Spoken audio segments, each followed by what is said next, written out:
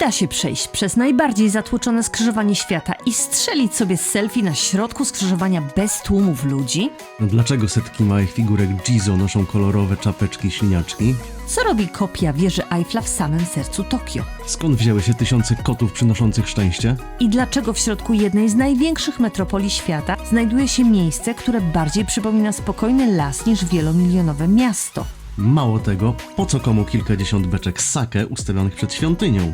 Odpowiedź jest znacznie ciekawsza niż myślicie. A ponieważ Tokio nie byłoby sobą bez odrobiny szaleństwa, odwiedzamy kawiarnię, w której głównymi gospodarzami są miniaturowe świnki. Tak, dobrze słyszycie. Można tu napić się kawy, podczas gdy urocze prosiaczki drzemią na kolanach gości albo spacerują między stolikami. To wciąż nie koniec odkrywania Tokio. W tym mieście za każdym rogiem czeka coś, czego nie spodziewalibyście się zobaczyć nigdzie indziej na świecie.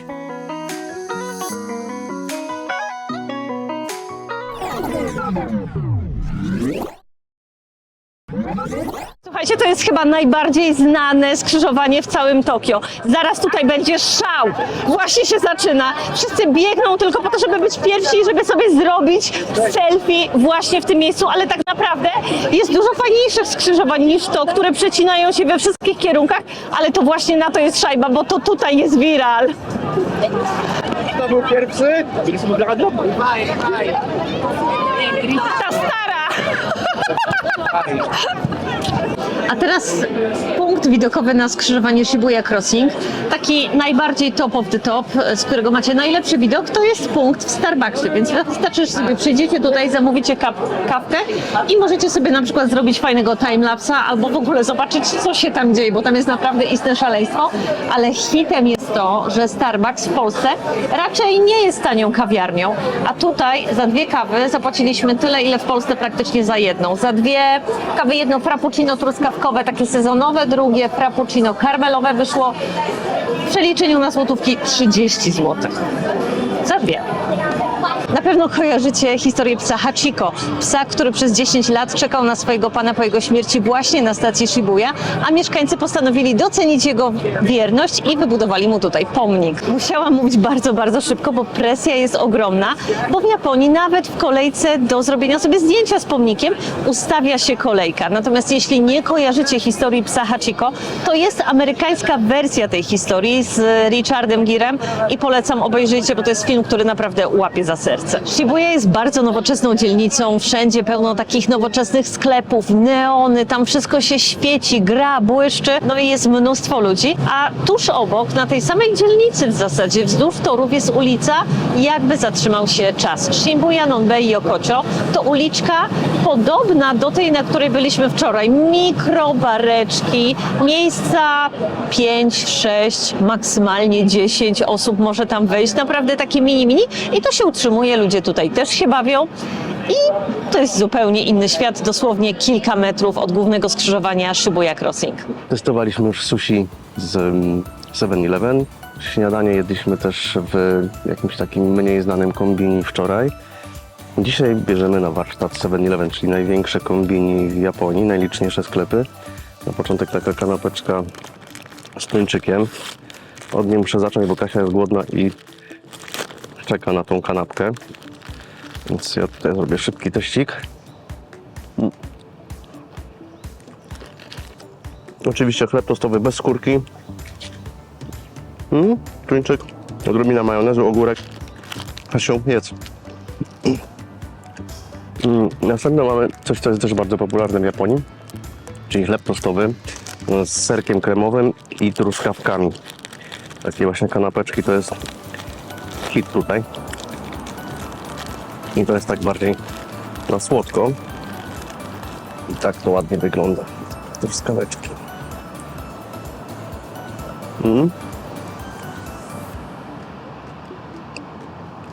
Super. Fajny. Wspomniany serkiem niż u nas. Kasia jeszcze sobie wzięła taki pudding. Oczywiście plastik. Dla mnie kafe latte. Coś takiego. No i mam jeszcze 2 rodzaje onigiri. Tutaj takie bardziej klasyczne, trójkątne. A to jest z jajkiem. Bardzo cienko tak zrobionym, z krewetką i pomidorowy ryż z kurczakiem.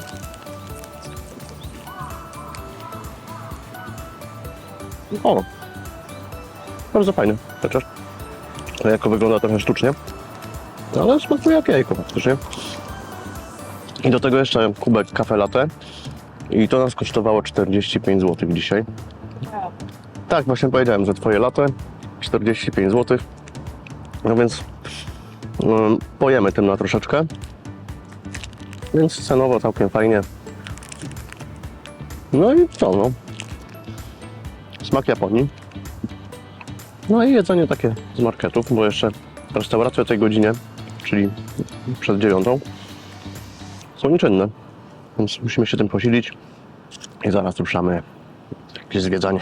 Jeszcze takie spostrzeżenie dotyczące palenia papierosów w Tokio. Tutaj w ogóle na ulicach, w parkach, chodnikach jest zakaz palenia. W ogóle jest coś takiego, zakaz palenia w trakcie chodzenia. No smoking while walking. I wynika to bardzo z tej kultury Japończyków, że oni bardzo nie chcą przeszkadzać nikomu innemu i wiadomo, że w tym tłumie na ulicach dym przeszkadzałby wielu osobom. Ale jest taki drobny paradoks, bo jest cała masa barów czy izajaki, gdzie można palić. No wczoraj też byliśmy w takim barze dla kilku osób i połowa lokalu tu paliła. I to w niejednym już widzieliśmy palaczy. No tam to mniej przeszkadza. Raczej są wydzielone strefy, trzeba patrzeć za znaczkami, gdzie jest możliwość palenia, więc jeżeli palicie papierosy, to miejcie to na uwadze, że na ulicy palić nie można, więc tutaj siedzimy na przykład w parku i są znaki przy ławkach no smoking. Trzeba mieć to na uwadze.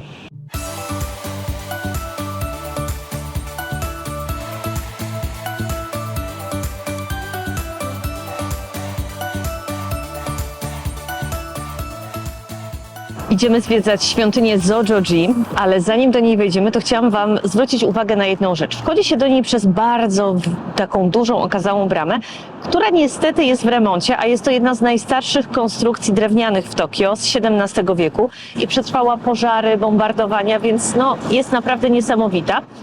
Ale zauważyliśmy, że jeśli coś jest w remoncie, to w ogóle w Tokio te budowy, remonty są odgrodzone i nad tą bramą zbudowana jest w ogóle hala praktycznie, w której robotnicy sobie mogą spokojnie działać. I naprawdę te wszystkie remonty są bardzo ciche. Są takie miejsca, gdzie w ogóle mierzą decybele hałasu, żeby nie były przekroczone pewne normy. I oczywiście są osoby, które zawiadują bezpieczeństwem, co w Polsce nie jest aż tak bardzo popularne. Buddyjska świątynia Zojoji, w której teraz jesteśmy, była kiedyś rodową świątynią rodu Tokugawa, czyli jednego z najważniejszych rodów w Japonii. I powstała w 1393 roku. Jest to szczególne miejsce, bo jak sobie zobaczymy widok właśnie z tego miejsca, gdzie ja stoję, to mamy połączenie tego, co w Tokio jest bardzo popularne, czyli tradycji i nowoczesności. Mamy świątynię buddyjską z XIV wieku, dalej Tokyo Tower, a jeszcze dalej nowoczesne wieżowce metropolii tokijskiej. To, co jest też niezwykłe w tym miejscu, to setki małych figurek bodhisattwy Jizo, które mają takie śliniaczki albo kapturki dziergane, które są zostawione przez rodziców, bo każdy z tych posążków symbolizuje dziecko, które zostało nienarodzone albo przedwcześnie zmarłe, więc to też jest takie miejsce bardzo poruszające i skłaniające do refleksji. Oczywiście przy tej świątyni też jest stanowisko z wróżbami, ale Michał chyba już nie będzie ryzykował. Ja też, bo wyciągnęłam tak szczęśliwą wróżbę, że lepiej sobie tego szczęścia nie psuć.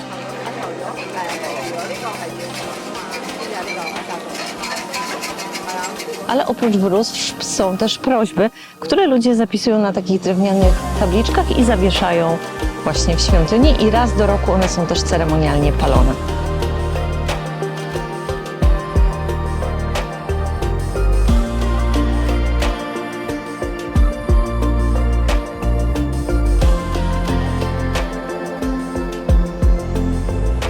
Wczoraj, kiedy byliśmy pod Skytree, trafiliśmy akurat na festiwal kubański z salsą, co też było dość ciekawe, biorąc pod uwagę, że Japończycy są raczej takim zamkniętym społeczeństwem. Oni nie imprezują aż tak bardzo w takich latynowskich rytmach. No, wyjątkiem są oczywiście festiwale japońskie, kiedy oni też potrafią odpiąć wroty i te festiwale przy świątyniach. Natomiast dzisiaj pod Tokyo Tower jest kolejna impreza, powiązana z innym krajem, a mianowicie z Niemcami. Deutschland. Taki Oktoberfest w kwietniu, bo będą wursty, będzie piwo, będą precle. a jest wcześnie rano, bo naprawdę wyszliśmy wcześniej, więc jeszcze tutaj się nic nie dzieje, ale myślę, że wieczorem będzie się działo.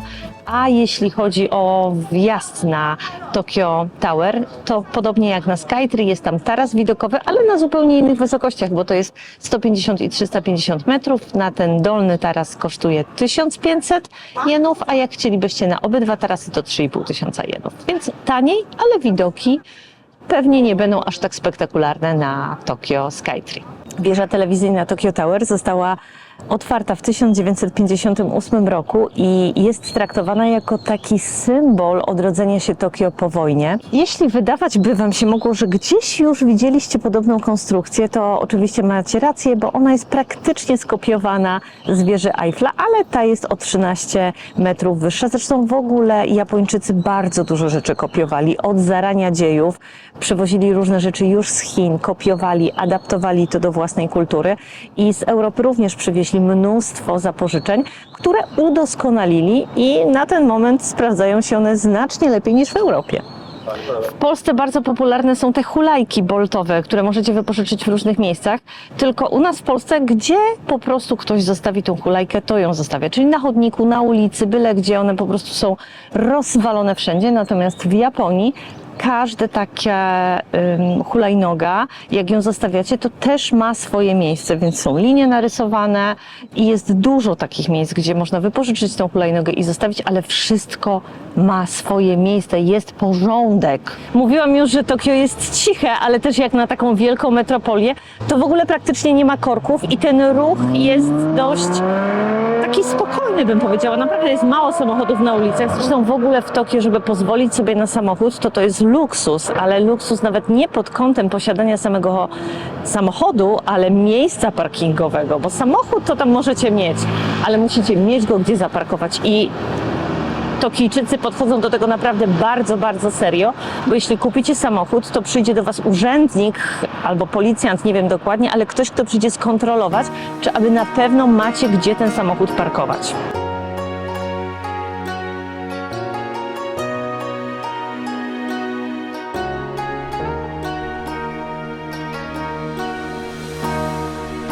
Kolejna świątynia, którą odwiedzamy, to świątynia Hie, szintoistyczna, położona w ciekawym miejscu, bo w miejscu, gdzie jest bardzo dużo takich nowoczesnych budynków rządowych, biznesowych, a tutaj po środku mamy ciekawą świątynię. Jest też charakterystyczne dla niej, to zazwyczaj w takich miejscach bramy wejścia do świątyni strzegą psy bądź lwy, albo takie psolwy.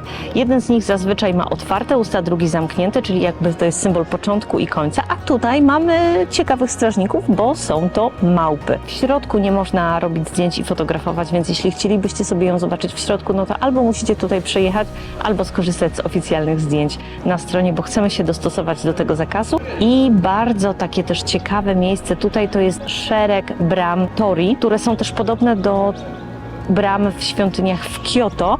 I to jest super spot na zdjęcia. Akurat trafiliśmy na ceremonię. Niestety nie można filmować w trakcie, ale powiem Wam, że jest to takie niezwykłe doznanie, na pewno mistyczne i myślę sobie, że jak się tak wczujemy w to, no to jest idealny podkład do medytacji. W Japonii jest zaskakująco słabo, jeśli chodzi o znajomość angielskiego. Też słyszałam taką wersję, że oni nawet jeśli rozumieją, to po prostu wstydzą się mówić, w ogóle Azjaci, i dlatego raczej unikają, ale naprawdę nie jest łatwo się dogadać. Na szczęście już mamy takie czasy, że jest tłumacz Google, jest AI, ChatGPT, więc jakoś to idzie, ale nie martwcie się, jeśli nie znacie japońskiego. Jeśli będziecie chcieli zamawiać jedzenie, to prawdopodobnie i tak będziecie wiedzieć, co zamawiacie, ze względu na to, że mnóstwo restauracji ma albo obrazkową kartę dań, albo ma coś jeszcze lepszego, czyli imitację plastikową potraw. Taką właśnie jak tutaj. One są zazwyczaj robione na zamówienie, czyli to danie prawdopodobnie będzie wyglądało właśnie tak jak tutaj, bo w ogóle w reklamach w Japonii jest tak, że nie można przedstawiać czegoś, co wygląda nierealistycznie, więc to jest tak, że otwieracie sobie paczkę chipsów, które na reklamie wyglądają super, a tam macie takie w ogóle nie wiadomo, co to jest. To tak nie działa. To ma wyglądać tak, mniej więcej jak jest. Wiadomo, że jakieś drobne odstępstwa mogą się zdarzyć, ale będzie rosołek, będą jakieś tam kreweteczki. Tak to mniej więcej będzie wyglądać. Tokijskie metro jest bardzo dobrze zorganizowane. Po pierwsze, macie kartę, którą sobie doładowujecie określoną sumą, no i przy wejściu i wyjściu z metra kasujecie. Możecie ją też zapłacić za niektóre rzeczy w automatach, za na przykład napoje albo jedzenie, więc to jest fajne. I przy wyjściu z wagonu macie mapę z okolicą i są zaznaczone poszczególne wyjścia. Czyli na przykład pierwszym wyjściem wychodzicie sobie na tą stronę, 7 na tą. Nie to, żeby mi to coś pomogło, nie? No bo ja prawo, lewo to i tak nie wiem, więc ja popatrzę na tą mapę i tak nie wiem, Kajo jest. No ale dla tych, którzy się znają na mapie, to może być pomocne.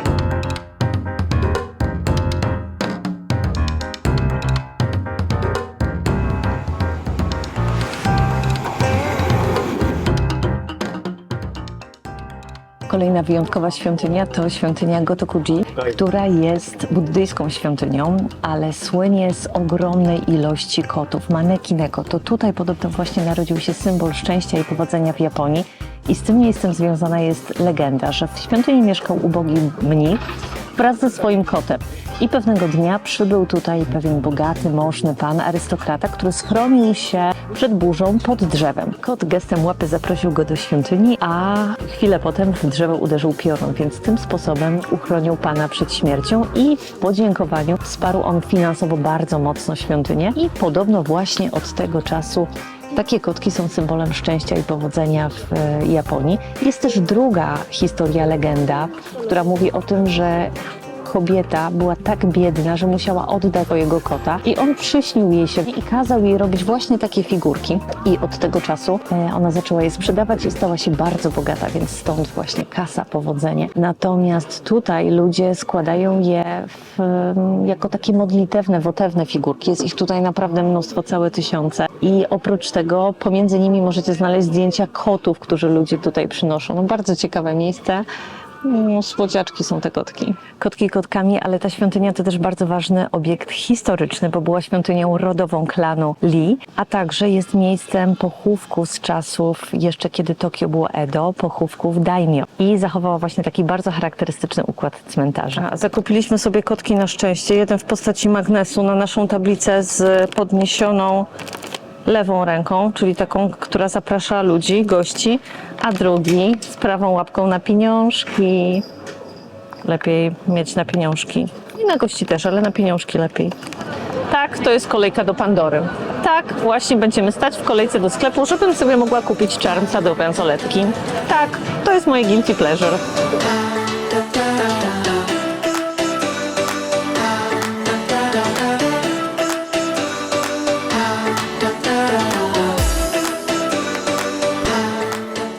Jesteśmy teraz w dzielnicy Harajuku i na takiej najbardziej rozpoznawalnej ulicy tutaj, Takashika Street.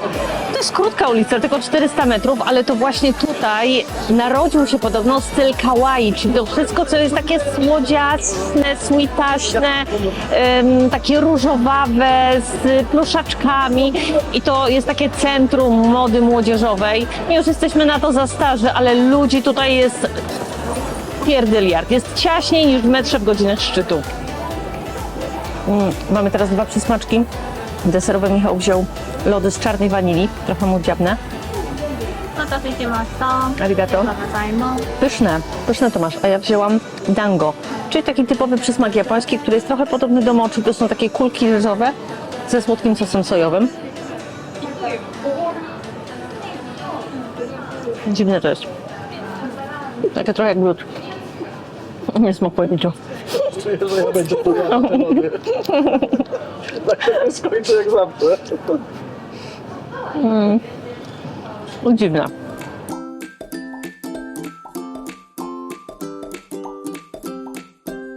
Co ty, słodzinku, ty moja? A dzisiaj mamy zamiast kapibar takie towarzystwo. Świneczki, malutkie, mini pigi. Jakie one są słodkie. Proszę. Cześć. Czy ja jestem świńską mamą? Być może. Jeszcze się zmieścisz? No ty jesteś najmniejszy słodziaczek. Chodź. Chodź, bąbelku, no chodź. No chodź, tu się zmieścisz. Ojojoj, się zmieścisz się też, no. Tak, się zmieścisz, ty jesteś najmniejszy, tak, i to ci wykolegują tutaj zaraz. Powiem wam, to było dość ciekawe doświadczenie. My wzięliśmy 55 minut i to jest naprawdę dużo czasu na to, żeby sobie zrobić zdjęcia, pobawić się z tymi świnkami. 30 minut myślę, że też byłoby ok. Na dłużej to myślę, że nie ma co brać takiego dłuższego pakietu. Natomiast jest to naprawdę ciekawe doświadczenie. Ja chyba od dzisiaj już nie jem wieprzowiny.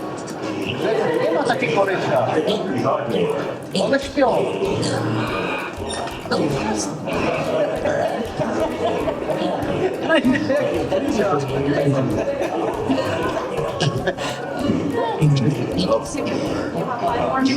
Samiec alfa nie znalazł. Mama nie miała. Kolejna świątynia to szintoistyczny chram Meiji Jingu, który został zbudowany w podziękowaniu dla cesarza Meiji i jego małżonki. Jest on uznawany za ojca współczesnej Japonii, bo to on właśnie wyprowadził Japonię z czasów feudalnych do czasów takich współczesnych, nowoczesnych. Dzięki niemu Japonia zaczęła żyć. Dlatego 8 lat po jego śmierci zbudowano właśnie tę świątynię i rozległy park dookoła.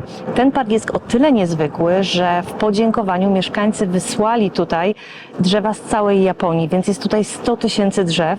I co ciekawe, podczas II wojny światowej świątynia została w zasadzie zupełnie zniszczona, a park przetrwał i dzięki ofiarności Japończyków w 1958 roku odbudowano tą wspaniałą świątynię i robi ona naprawdę ogromne wrażenie. Już jak się wchodzi tutaj, jest tak dostojnie, spokojnie. Przechodząc przez park możecie zobaczyć takie ogromne beczki sake, które są beczkami wotywnymi, podarowane dla bóstw. Są też tutaj jedne z największych bram torii w całej Japonii, czyli te bramy, które symbolizują takie oddzielenie świata świeckiego od sfery sakrum. Naprawdę, jeśli chce się tutaj doznać takiej zadumy, refleksji, to myślę, że to jest idealne miejsce, pomimo tego, że jest tutaj naprawdę bardzo, bardzo dużo ludzi, bo jest to jedno z najpopularniejszych miejsc w całym Tokio, to pomimo tego i tak jest tutaj spokojnie.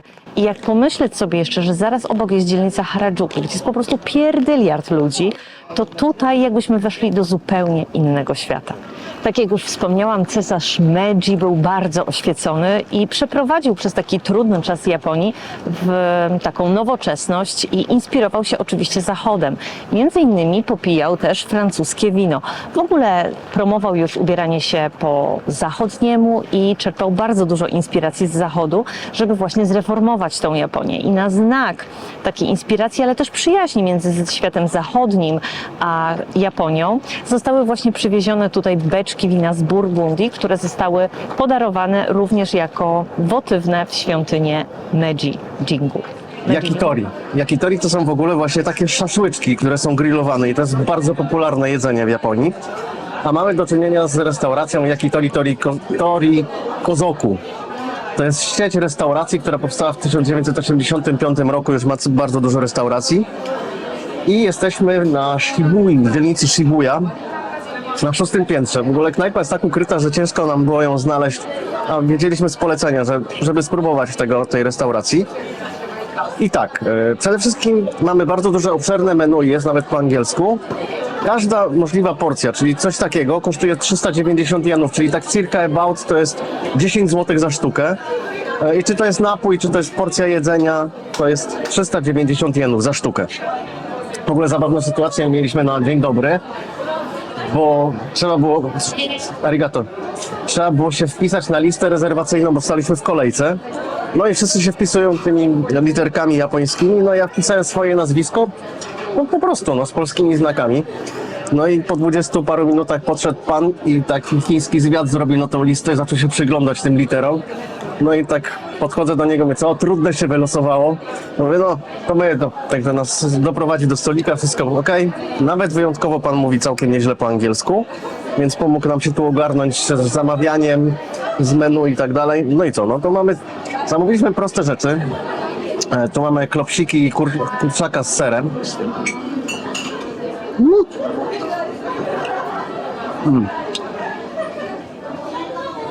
No, fajnie wygrillowane. Ser taki w smaku Edam Gouda, mniej więcej.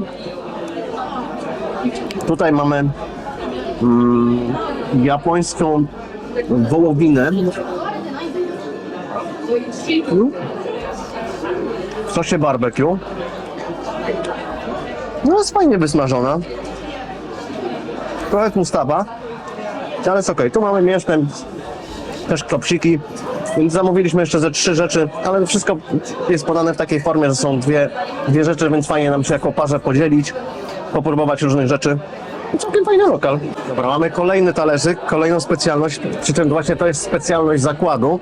Kizokuyaki, czyli jakby sposób przygotowania tego yakitori, czyli tych właśnie szaszłyczków na gorących węglach. To są fragmenty kurczaka. Akurat w tym przypadku to jest pierś z kurczaka i ona w tym momencie jest też grillowana z porem. Takie warzywo por. I jaka soczysta.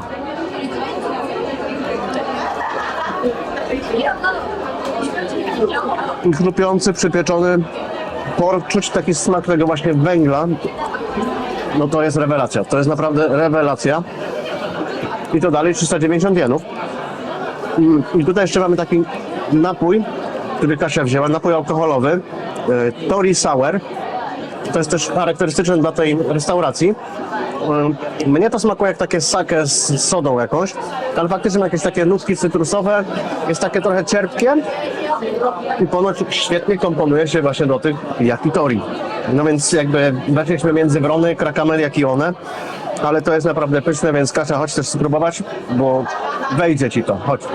Tak wygląda wejście tego lokalu. Toriki z oku, 6. piętro.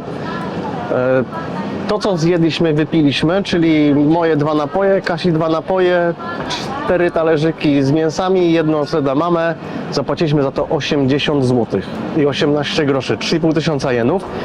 Jest jeszcze opcja taka, że przez 2 godziny można jeść i pić bez ograniczeń i to kosztuje 3900 jenów. Jeżeli dobrze zrozumiałem, jest to przy 4 osobach, więc nie jestem pewien, czy to przy 2 zadziała. W każdym razie za 3900 jenów 2 godziny można jeść i pić bez oporu, czyli jakieś 90 zł od osoby. No to naprawdę można poszaleć. No. To nadal nie koniec naszej japońskiej przygody. Wsiadamy w Shinkansen i jedziemy w Siną Dal, a precyzyjnie to do Kyoto. Tam również będzie się działo, więc zasubskrybujcie kanał, żeby nie przegapić kolejnych treści. Sayonara!